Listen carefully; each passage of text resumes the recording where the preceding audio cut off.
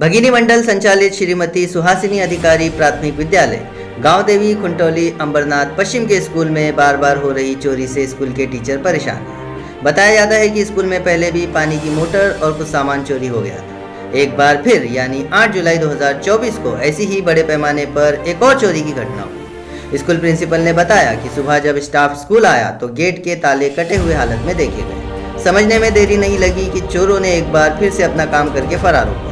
उसी वक्त प्रिंसिपल ने पुलिस स्टेशन में जाकर जानकारी दी कि स्कूल में ताले तोड़कर चोरों ने 9 पीतल के नल, एक पानी की मोटर जो 10 दिन पहले ही लगाई गई थी और साथ में पानी का मीटर भी काट कर ले गए। इसके साथ साथ इन्वर्टर की 2 बैटरी और बहुत सारी बुक, किताबें और छोटा मोटा सामान चोरी किया गया, जिसकी फरियाद अंबरनाथ पुलिस स्टेशन में दर्ज कराई। पुलिस विभाग ने कार्रवाई करके अपनी आगे की जाँच शुरू कर दी। स्कूल प्रशासन ने पुलिस से गुहार भी लगाई कि स्कूल के पास रात के वक्त पुलिस पेट्रोलिंग बढ़ाई जाए। पुलिस ने विश्वास दिलाया है कि हम पुलिस पेट्रोलिंग बढ़ाएंगे। स्कूल प्रिंसिपल ने पुलिस वालों का धन्यवाद किया। आगे की पुलिस की कार्रवाई जारी है।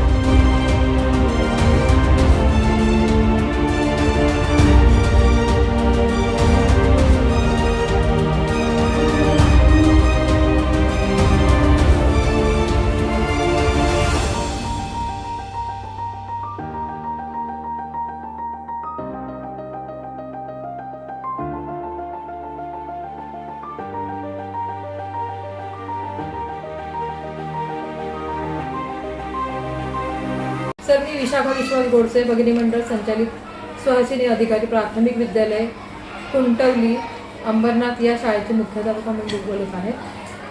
आज सकाळी आमचे शिक्षक ज्यावेळेला शाळेत आले तेव्हा त्यांच्या लक्षात आलं की आपल्या गेटचं कुलूप तोडून म्हणजे एक तिथे बाहेर हेक्सॉ प्लेट पडलेली आहे, एक मोठा रॉड पडलेला आहे आणि मोठा बांबू पडलेला आहे। याच्या सहाय्याने त्या लोकांनी कुलूप तोडता नाही आलं म्हणून त्यांनी कोयंडा तोडला आणि आतमध्ये आलेले।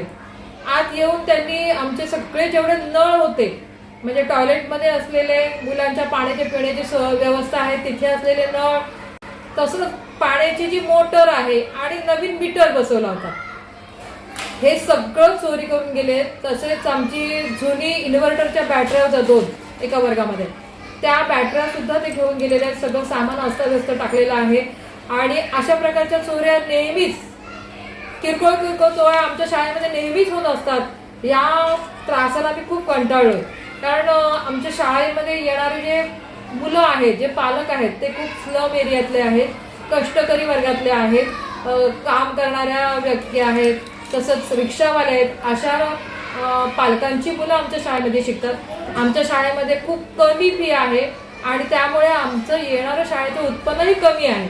परंतु असे ज्या आम्हाला हे असे मध्येच आम्हाला येणारे आर्थिक नुकसान आम्हाला खूप सहन करावं लागतं आणि त्याचा खूप त्रास आम्हाला होतो, कारण शाळा चालवणं इतकं सोपी गोष्ट नाहीये।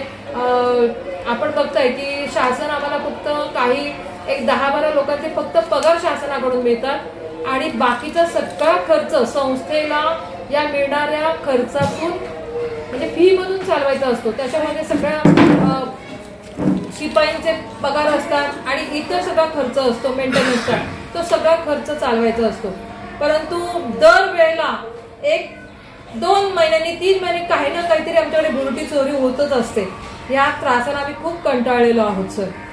तर पोलीस प्रशासनाला कंप्लेंट केली, काय रिस्पॉन्स भेटला आणि काय सांगणं आहे त्यांचं? सर, पोलीस प्रशासनाकडे आम्ही गेलो होतो, त्यांनी आमची तक्रार नोंदवून घेतलेली आहे, ते आता पंचनामा करण्यासाठी येणार आहेत आणि पोलीस तपास चालू आहे। आम्ही पेट्रोलिंग करतो, आम्ही तपास करतो असं त्यांनी आम्हाला आश्वासन दिलेलं आहे सर। पण इथला जो एरिया आहे त्या एरियामध्ये आमच्या समोर, शाळेच्या समोर लाईट पण नाही आहेत, म्हणजे समोर रात्रीच्या वेळेला त्या अंधाराचा फायदा घेऊन कदाचित असं होत असेल, परंतु वारंवार ही चोरी होणं हे आम्हाला न परवडणारी आहे। आम्ही याच्या शाळा कशा चालवायच्या? समाजासाठी या लहान जी मुलं शाळेत शिकतायत त्या मुलांचंही भवितव्य आहे। अशा सतत चोऱ्या होणं ही अतिशय वाईट गोष्ट आहे। म्हणजे शाळेला आम्ही शाळा कशी बांधली की सगळ्या लोकांच्या सहकार्यातून आणि लोकसहभागातून आणि शिक्षकांनी दिलेल्या पैशातून आम्ही शाळा उभी केली। संस्थेने आम्हाला त्याच्यातून आम्हाला हातभार लावलेला आहे, परंतु अशा ज्या चोऱ्या होतात त्या चोऱ्यांना आम्हाला सतत सामोरं जावं लागतं आणि ह्या चोऱ्या झाल्या की 4 वेळा आम्हाला पोलीस स्टेशनला जा, हे कागद द्या, ते द्या, याच्यामध्येच आमचा वेळ जातो आणि शैक्षणिक काम जे असतं ते आमचं रखडतं. त्याच्यामध्ये खूप मोठा अडथळा निर्माण होतो. तर याची काहीतरी कायमस्वरूपी आमच्या शाळेसाठी काहीतरी व्यवस्था व्हावी अशी मी सगळ्या समाजासाठी, आपले कोणी लोकनायक असतील, लोकप्रतिनिधी असतील, पोलीस स्टेशन असेल, समाजसेवा असेल, या सगळ्यांना मी हात जोडून विनंती करते की अशा प्रकारचे प्रसंग कुठल्याही शाळेवर येऊ नये. सतत वारंवार होणाऱ्या चोरीमुळे आम्ही खूप त्रासलेलो आहोत.